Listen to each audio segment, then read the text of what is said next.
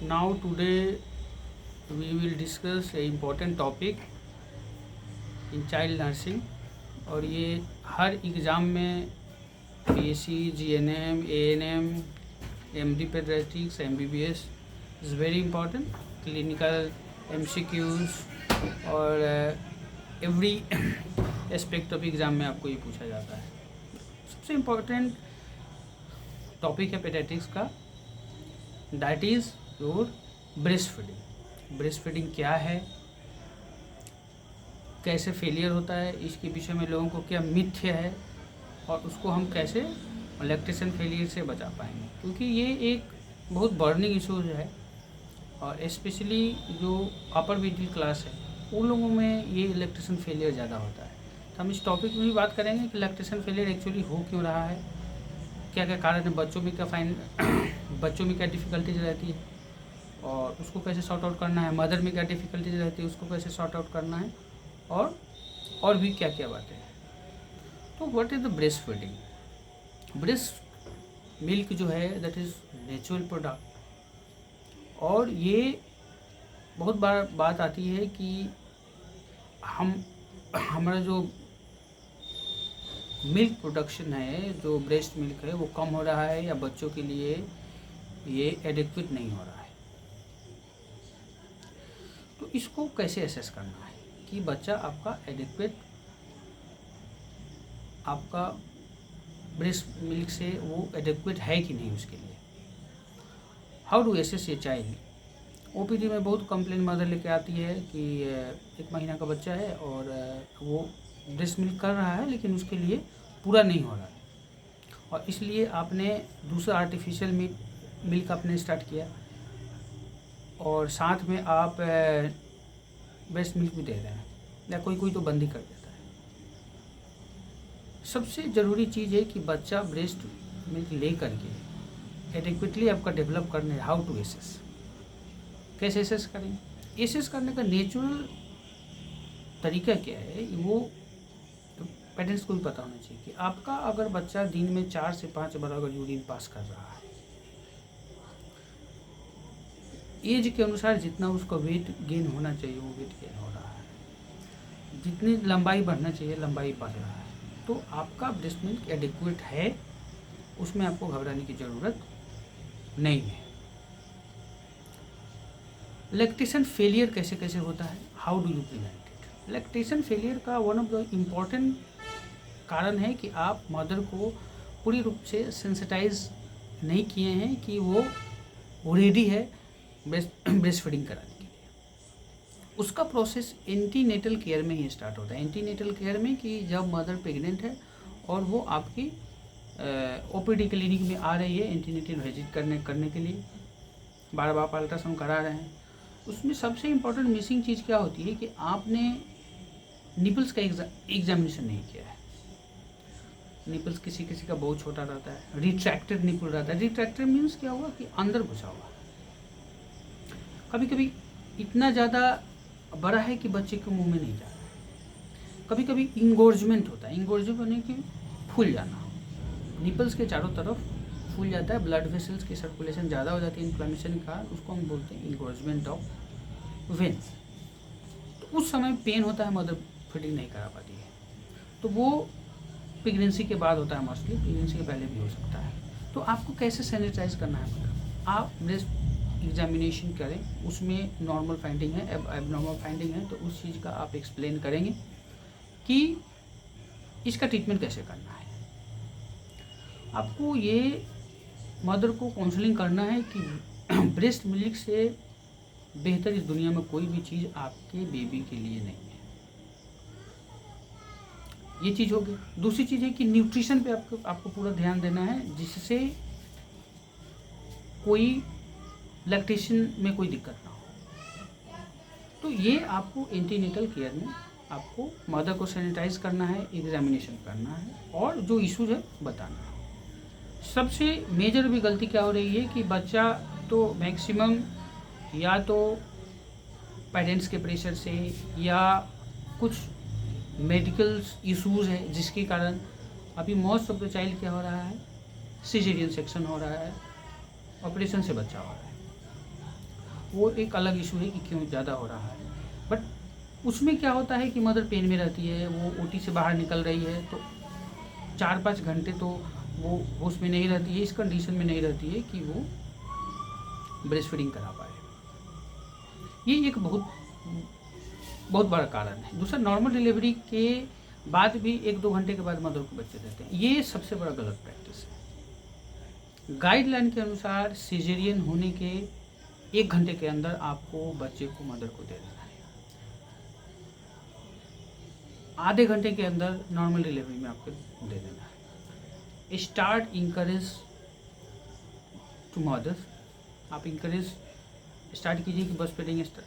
अब उसमें क्या है कि मदर फर्स्ट बार जब ट्राई कर रही है लैक्टेशन के लिए, तो वो, अब बच्चा तो उसको तो कुछ ज्ञान नहीं है, तो वो आपको प्रॉपर पोजिशनिंग है, प्रॉपर पोजिशनिंग में नर्सेस को बताना है कि पोजिशनिंग एंड अटैचमेंट वो होना चाहिए। बच्चे को ऐसे होल्ड करके, और बच्चा का जो हेड है उसको इनवर्ट टर्न करके, और उसको निपल्स को पकड़ना है। बच्चा खुद ब खुद स्टार्ट कर लेगा सकिंग। नहीं कर रहा है, ट्राई करें, फिर ट्राई करें, फिर ट्राई करें। एक चीज़ और सबसे इम्पॉर्टेंट है, जो बहुत पेडियाट्रिशियन और डॉक्टर्स जो हैं वो प्रैक्टिस नहीं करते हैं। देखिए, अगर बच्चा जन्म के बाद अगर 8-10 घंटे या 12 घंटे भी अगर मिल्क नहीं ले रहा है, तो उसको कुछ होने जाने का नहीं है। आप उसमें ज़्यादा क्या कर सकते हैं कि आप शुगर देख सकते हैं कि हाइपोग्लाइसीमिया बच्चे को ना हो। वो इतना एनर्जी स्टोर रहता है बॉडी में, तो 24 आवर तक वो ब्रेस्ट फीड उसको अगर नहीं भी मिलेगा तो वो बच्चे को कुछ होना जाना नहीं। होता क्या है कि बच्चा डिलीवर हुआ नहीं हुआ तो भाई दूध लाओ, ये दो, वो दो, तो you have to avoid this. Mother को इंकरेज करना है कि भैया बार बार कोशिश कीजिए, बार बार कोशिश कीजिए। उसके बाद क्या हो सकता है, दूसरी चीज़ कि इंगोजमेंट हो सकता है। ब्रेस्ट में मास्टाइटिस होता है, ब्रेस्ट में स्वेलिंग हो रहा है, पेन हो रहा है, दर्द हो रहा है, तो आपको पेन किलर देना है। जो नॉर्मल ट्रीटमेंट है, एंटीबायोटिक चलेगा आपको सिजेरियन के बाद, और भी जो ट्रीटमेंट है वो चलेगा। एक चीज़ और इसमें मिथ आती है कि हायर एंटीबायोटिक देने से क्या होता है कि बच्चे को ये ब्रेस्ट मिल्क सूख जाता है। बिल्कुल ये मिथ्या है कि ब्रेस्ट मिल्क देने के बाद आपका ये सब प्रॉब्लम होता है। दूसरा चीज़ है कि अगर बच्चा रिट्रैक्टेड निपुल है तो क्या करना है। रिट्रैक्टेड निपुल है तो उसको कैसे आप ट्रीटमेंट कीजिएगा। 5 ml का सिरिंज लीजिए, उसको एक साइड से जिसमें नोजल लगाते हैं उस साइड से काट करके अच्छे से उसको काटना है। काट करके और क्या करना है कि उसको प्लंजर से लगा करके और उसको सक करना है। दिन में 8 बार 10 बार निपल को सक कीजिए, तो वो निपल धीरे धीरे बाहर आता है, और वो बच्चा धीरे धीरे सीखता है कि वो निपल रिट्रैक्टेड भी है। तो वो आप उसको अगर आप अटैचमेंट करवाते हैं, निपल्स उसके देते हैं, तो वो बच्चा धीरे धीरे सक करना शुरू कर देता है। Never switch artificial feed. Artificial की तरफ आपको स्विच ही नहीं करना है, और ये दिमाग में ही नहीं रखना है कि हम अब बच्चे को अब हमको दूसरा फीड देना है। सबसे इम्पोर्टेंट होता है कि मदर का कॉन्फिडेंस, कि मदर को इंकरेज करिए कि नहीं आपको दूध होगा, आप अपने बच्चों को ब्रेस्ट फीड करा सकती हैं। ये सबसे इम्पोर्टेंट पार्ट है। ये मैक्सिमम जगह फेलियर में जाता है, इसी कारण लैक्टेशन फेलियर होता है। अगर लैक्टेशन नहीं हो रहा, दूसरा चीज़ क्या है कि आपको प्री मैच्योर बेबी है जो अभी सक करने की स्थिति में नहीं है, तो उसके लिए तो आर्टिफिशियल फीड देते हैं। उसमें भी अगर आप ब्रेस्ट मिल्क फॉर्मेशन हो रहा है लेकिन आप दूध पिला नहीं पा रहे हैं, तो उसमें क्या है कि ब्रेस्ट मिल्क को निकाल करके और उसको फिर आपको नर्सिंग, जहाँ पे बच्चा आपका NICU में भर्ती है, उसको नर्सिंग स्टेशन में देना है, और मैक्सिमम वही दूध बच्चे को दिया जाना है। Never ever use bottles feeding, never, not in any condition. क्या क्या कंडीशंस है कैसे कैसे दे सकते हैं? सिर्फ एक है कि आप कटोरी चम्मच से आपको देना है, चम्मच से आप दीजिए। जैसे जैसे एज बढ़ेगा चम्मच का साइज़ बढ़ाइए और कटोरी चम्मच से देना है। ब्रेस्ट मिल्क अगर निकाल करके रखते हैं तो आप उसको फ्रीज में भी स्टोर कर सकते हैं, नॉर्मल टेम्परेचर में आ जाएगा, बच्चा को दीजिए। एक चीज़ बहुत सारी लेडी अप्रोच करती है कि हम वर्किंग हैं, हमको काम पे जाना है, अब हमको ये दवाई दीजिए कि ब्रेस्ट मिल्क सूख जाए, क्योंकि हम पिला नहीं पा रहे हैं और कपड़े हमारे गंदे हो जाते हैं, लैक्टेशन होने लगता है, मिल्क आने लगता है बाहर। ये कभी आपको नहीं करना है। सबसे ज़रूरी बात क्या है कि आप या गवर्नमेंट सेक्टर में हो या प्राइवेट सेक्टर में हो, you are eligible to get 6 month leave, जिसमें यही 6 मंथ है जिसमें बच्चों का आपको ब्रेस्ट फीडिंग कराना है। तो ये कोई कंपनी या कोई भी आपको फोर्स नहीं कर सकता है कि आपका बच्चा हुआ है तो आप 6 महीने के अंदर आपको ज्वाइन करना ही करना है, आपको लीव मिलेगा। दूसरा चीज़ है कि अगर ऐसा कंडीशन है कि आपको ड्यूटी करना है या आप अगर जॉब नहीं कर रहे हैं तो आपका अपना पर्सनल काम है, आप घर से बाहर आना है, तो लैक्टेशन जब बच्चा दूध नहीं पिएगा तो ब्रेस्ट इंगोजमेंट होगा, आपको भारी लगेगा, इन्फेक्शन हो सकता है, मास्टाइटिस हो सकता है, ब्रेस्ट एब्सेस हो सकता है। तो ब्रेस्ट मिल्क को निकाल करके स्टोर करके रख दीजिए, बच्चे को कटोरी चम्मच से जो घर में रहेगा उसको पिलाना। अगर बच्चा आपका प्रीमेच्योर है, तो बच्चा नहीं पी रहा है, वो तो उसमें क्या करना है, इंगोजमेंट को प्रिवेंट करने के लिए ब्रेस्ट मिल्क को आपको डिस्कार्ड कर देना होगा। उससे क्या होगा, आप इंगोजमेंट नहीं होगा, मास्टाइटिस नहीं होगा, बाकी जो इन्फेक्शन होना है वो चीज़ नहीं होगा। बच्चा आपका धीरे धीरे प्रीमेच्योर जो बेबी है धीरे धीरे वो वेट गेन कर रहा है, उसके रिफ्लेक्सेस आ रहे हैं। 2 रिफ्लेक्सेस यहाँ होता है, रूटिंग रिफ्लेक्स और sucking reflex. What is routing reflex, ये एमसीक्यू में पूछा जाता है। रूटिंग रिफ्लेक्स प्रीमेच्योर बेबी में अगर वो 33 वीक से अगर नीचे है तो उसमें आपको रूटिंग रिफ्लेक्स एब्सेंट मिलता है। Routing reflex if you touch the corner of the mouth, बच्चा मुंह हिलाना पोजिशन से शुरू कर देगा, that is routing reflex. Sucking reflex क्या है कि कोई भी चीज़ अगर अंदर बच्चे के मुंह में डालते हैं तो वो क्या करेगा, सक करना स्टार्ट करेगा, दैट इज रूटिंग रिफ्लेक्स। और ये सकिंग रिफ्लेक्स, रूटिंग रिफ्लेक्स पहले आता है, सकिंग रिफ्लेक्स बाद में आता है। बच्चा जैसे जैसे वेट करना, एज उसका बढ़ा, वेट गेन करना शुरू किया, तो ये 2 रिफ्लेक्सेस आपको डेवलप करेगा। उसके बाद आप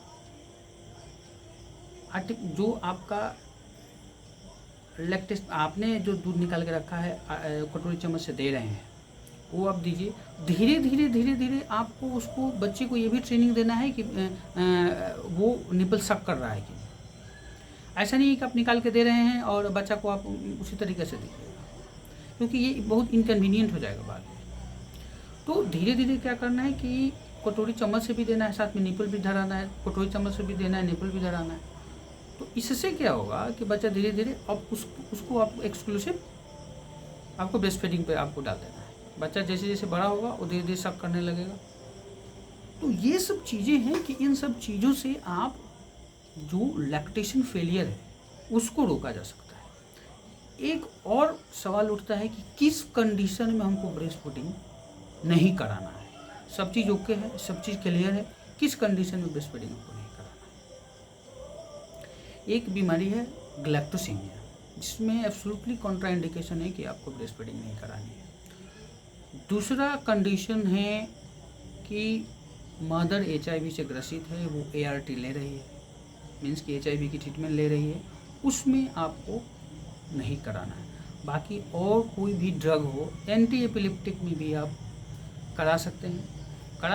उसमें एंटी एपिलेप्टिक ड्रग का सीरम लेवल देख लीजिए किस लेवल तक है और आप करा सकते हैं, कोई दिक्कत नहीं है। ये मेजर 2 कंडीशन है जिसमें आपको ब्रेस्ट फीडिंग नहीं करानी है। बाकी जितने भी मिथ्या चल रहे हैं कि इसमें नहीं कराना है, उसमें नहीं कराना है, बच्चा छोटा है, बड़ा है, नहीं पी पा रहा है, वेट गेन नहीं हो पा रहा है, ये सब चीज़ बिल्कुल ही निराधार है। What are the benefit of mother to do breast feeding? Breast feeding का मदर को क्या फ़ायदा है? एक मॉडर्न एरा है तो बोला जाता है कि भाई फिगर फिजिक वाला इशू है, वो कोई आपको इशू तो नहीं है। You are a mother, you are a proud mother, आप ब्रेस्ट फीडिंग कराते हैं, आपके फिगर फिजिक अच्छे ही होगा, ऊपर वाले की वजह से सब कुछ ठीक ही होगा। तो उससे ये इस मानसिकता से आपको बाहर आना है। दूसरी चीज़ है कि ब्रेस्ट इंगोर्जमेंट, मास्टाइटिस, इन्फेक्शंस, ये सब चीज़ आपको कम होगा। दूसरा चीज़, आपका कॉन्फिडेंस लेवल बढ़ेगा। जो बाकी जो हार्मोन्स बॉडी के लिए ज़रूरत है वो आपको ज़्यादा होगा, ज़्यादा सिक्रेशन होगा, तो यू फील वेरी गुड।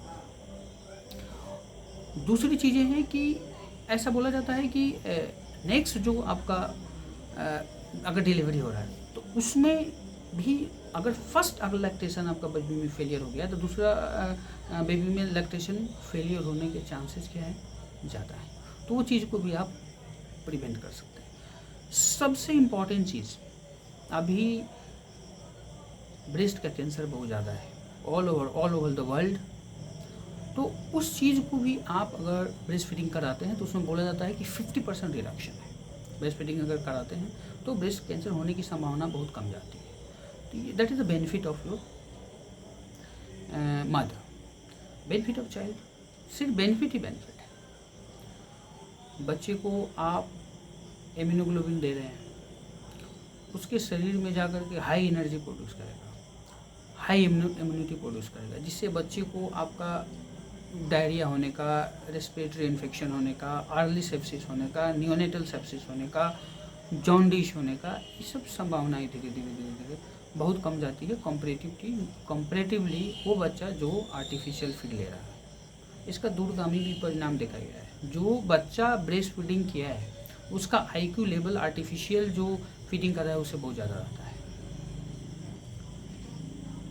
तो ये सब फ़ायदे हैं ब्रेस्ट फीडिंग का। एक और टेक्निकल इशू है कि किसी को क्लेफ्ट लिप और क्लेफ्ट पैलेट है, उसमें आपको फीडिंग कैसे कराएं।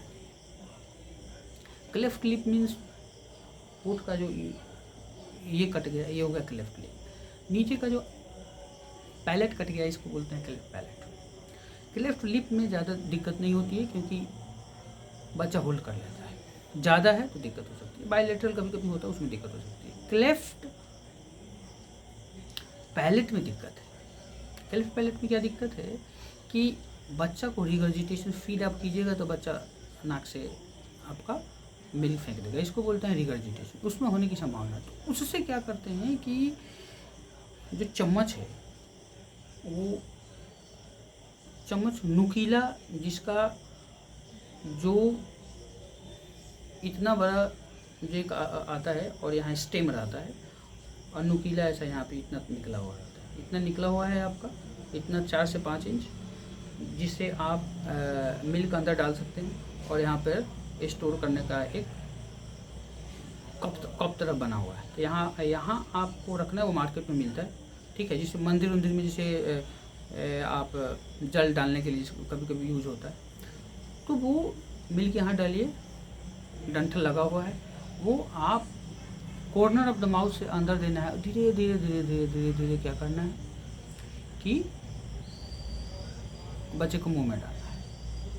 ऐसे करके जब बच्चा वेट गेन 8 से 10 kg कर लेता है और 8-10 महीने अगर उसको हो जाते हैं, अब आपका प्राइमरी क्लोजर ऑफ पैलेट का टाइम आ गया है। तो प्राइमरी क्लोजर ऑफ पैलेट का क्लोजर कर दिए, उसके बाद ब्रेस्ट फीडिंग स्टार्ट कर दी। क्लेफ्ट लिप के साथ ज़्यादा दिक्कत नहीं होगा, हो रहा है तो यही आप जो लॉन्ग हैंडल उसको बोलते हैं, लॉन्ग हैंडल स्पून, तो उसको आप लेकर के उसको यूज कर सकते हैं। तो these are the some important point in lactation and lactation failure. इससे बहुत सारे क्वेश्चन आते हैं। अगर कोई क्वायरी है तो आप मैसेज कीजिए और कुछ जानना है तो। Thank you very much.